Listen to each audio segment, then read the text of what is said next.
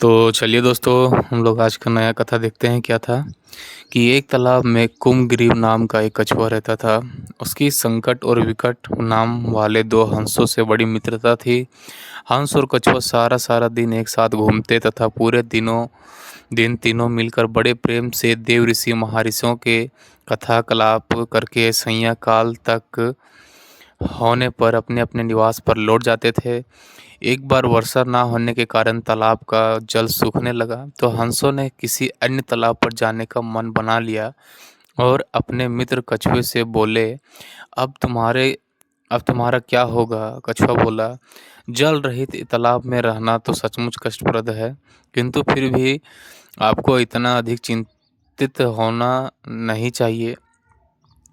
धैर्य बनाकर रखकर ही संकट से पार करने का मार्ग ढूंढा जा सकता है। समुद्री पोत के टूट जाने पर भी यात्री डूबना पसंद नहीं करते। वे किनारे पर आने के लिए अपने हाथ पैर चलाते हैं।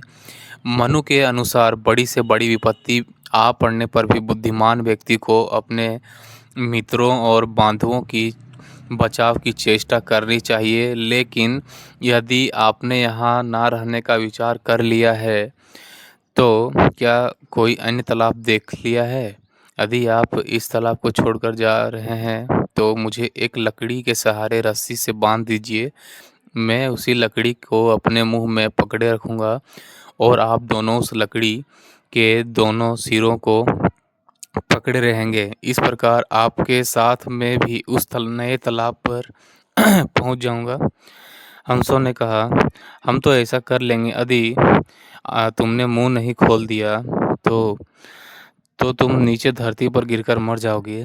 जब कछुए ने ऐसी मूर्खता ना करने का उन्हें विश्वास दिलाया, तो दोनों हंस लकड़ी के दो सिरों को पकड़कर उड़ चले।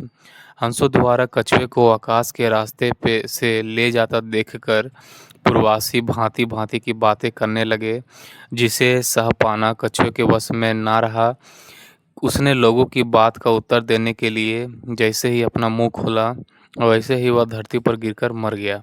यह कथा सुनकर टिटहरी बोला, हित चिंतक मित्रों की बात को अनसुना करने का यही फल होता है। और भी एक कथा सुन लीजिए कि ये दोनों अन अनगति विधाता संकट आने से पहले ही अपने उद्धार का उपाय सोचने वाले तथा प्रत्यन्न पुण्यमति संकट आने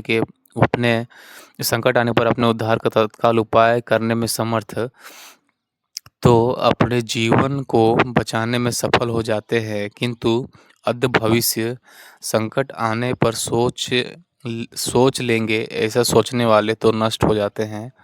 टिटहरी ने पूछा, यह कैसी कथा है? टिटहरी ने कहा, यह भी सुन लीजिए।